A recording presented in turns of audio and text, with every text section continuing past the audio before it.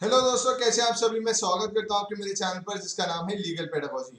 दोस्तों, इस वीडियो में हम कवर करेंगे कुछ इंपॉर्टेंट फैक्ट्स को with regard to United Nations और उसके साथ ही साथ कुछ और ज़रूरी फैक्ट्स को जानेंगे with regard to international organisations, क्योंकि ये क्वेश्चंस पूछ लिए जाते हैं in our law entrance examination, चाहे वो क्लैट हो या DOLLB हो या BHU हो या PU हो या फिर कोई और LLB एंट्रेंस हो, तो उसमें पूछ लिए जाते हैं क्वेश्चंस। तो कुछ इंपॉर्टेंट चीज़ों को कवर करेंगे हम with regard to United Nations and international organizations। तो दोस्तों, जो यूएन का फ्लैग है इसको अडॉप्ट किया गया था ऑन 20 अक्टूबर 1947। तो आपको ये ईयर याद रखना जरूरी है। ये आपसे पूछ सकता है कि यूएन का फ्लैग कब अडॉप्ट हुआ। यूएन बना था इन द ईयर 1945 और उसके 2 साल बाद जो यूएन का फ्लैग है उसको अडॉप्ट किया गया था। अगला क्वेश्चन है कि United Nations flag includes branches of. दोस्तों, ये इन ब्रांचेस की बात कर रहा है कि ये जो ब्रांचेस हैं किस पेड़ की हैं। तो दोस्तों, ये होती हैं ऑलिव ट्री की। शायद इसको जैतून का या कोई ऐसे ही बोलते हैं हिंदी में, मैं श्योर नहीं हूँ। पर वैसे ये ऑलिव ट्री की ब्रांचेस हैं जो यूनाइटेड नेशंस के फ्लैग में दिखाई जाती हैं। दोस्तों, टोटल ऑफिशियल लैंग्वेजेस हैं यूनाइटेड नेशंस में 6। और जो अगर आपसे पूछे कि लेटेस्ट कौन सी है जो एकदम हाल ही में ऐड हुई हो, वो है अरेबिक लैंग्वेज। ये बात आपको पता होनी चाहिए और टोटल नंबर है 6। पर अगर आपसे ये पूछे कि कौन सी वर्किंग लैंग्वेजेस हैं यूनाइटेड नेशंस की, तो दोस्तों वो है फ्रेंच और इंग्लिश। खाली 2 लैंग्वेजेस हैं जिनमें कामकाज सब होता है यूनाइटेड नेशंस में। और दोस्तों, अगर आपसे पूछे कि यूनाइटेड नेशंस के कितने टोटल मेन ऑर्गन्स हैं, तो दोस्तों वो है 6, जिसमें trusteeship council, security council, general assembly, ICJ, UNESCO, ये बाकी सारे आ जाते हैं। तो 6 मेन ऑर्गन्स हैं और इन सभी मेन ऑर्गन्स का जो 5 मेन ऑर्गन्स हैं इनका जो हेडक्वार्टर है वो न्यूयॉर्क में। पर खाली एक ऐसा मेन ऑर्गन है जिसका न्यूयॉर्क में हेडक्वार्टर नहीं है, वो है ICJ, international court of justice, जिसका हेडक्वार्टर है हेग में। ये बात आपको पता होनी चाहिए। दोस्तों, United Nations declaration of human rights ये कब अडॉप्ट किया गया था अगर आपसे पूछे, तो वो है इन द ईयर 1948। दोस्तों, G4 नेशंस का एक ग्रुप है, ऑर्गेनाइजेशन है। तो इसको आप याद कैसे कर सकते हैं कि इसमें कौन कौन से नेशंस हैं। तो एक शॉर्ट फॉर्म है बिग जे।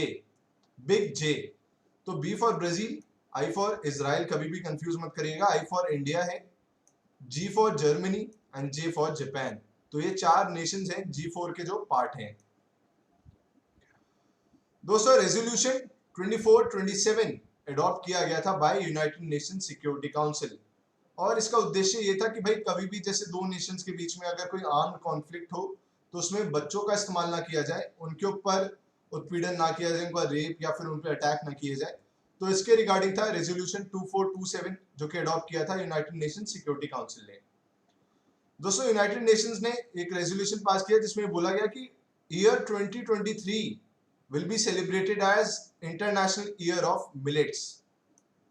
मिलेट्स एक ग्रेन होता है।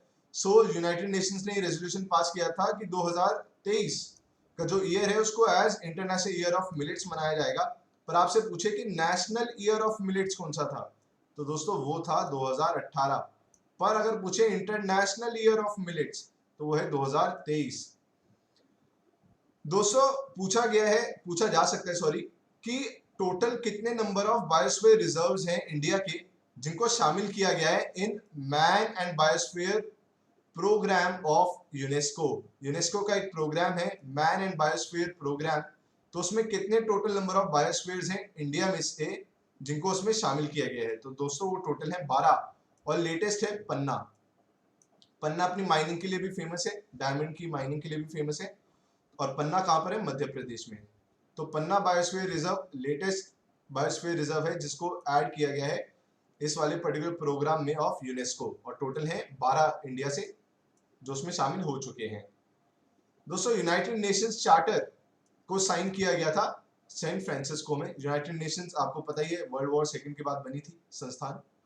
तो इसका चार्टर साइन किया गया था एट सैन फ्रांसिस्को।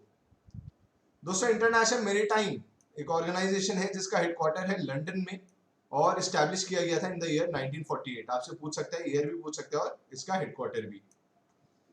जैसे कि इन्वायरमेंट पे काफी जोर है, तो यूनाइटेड नेशंस इन्वायरमेंट प्रोग्राम का हेडक्वार्टर है नैरोबी जो कि केन्या में स्थित है, वहां पर है इसका हेडक्वार्टर। और इस्टेब्लिश किया गया था इन द ईयर 1972। ईयर तो आप याद रखें, ऐसा जरूरी नहीं है, पर आपको ये जगह जरूर पता होनी चाहिए, इनके हेडक्वार्टर्स जरूर पता होने चाहिए। दोस्तों यूरोपियन यूनियन जो कि बनाया गया था after second world war economic corporation के लिए सॉरी।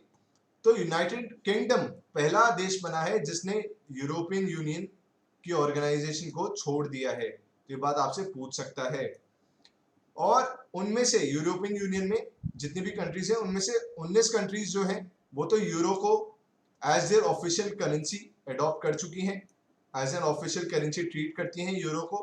पर उनमें से 8 नेशंस ऐसे हैं जो यूरो को ऑफिशियल करेंसी ट्रीट नहीं करते। तो दोस्तों ये थी एक छोटी सी वीडियो। अगर आपको मेरी मेहनत पसंद आ रही हो तो यार चैनल को शेयर भी कर दो, क्योंकि अच्छा तो लगता ही है ऑफकोर्स जब सब्सक्राइबर बढ़ते हैं या फिर व्यूज बढ़ते हैं, मजा आता ही है, वैसे भी आ ही रहा है। तो अगर मेहनत पसंद आ रही है तो लाइक करना मत भूलिएगा और शेयर कर देना अगर मन करे तो। Thank you so much.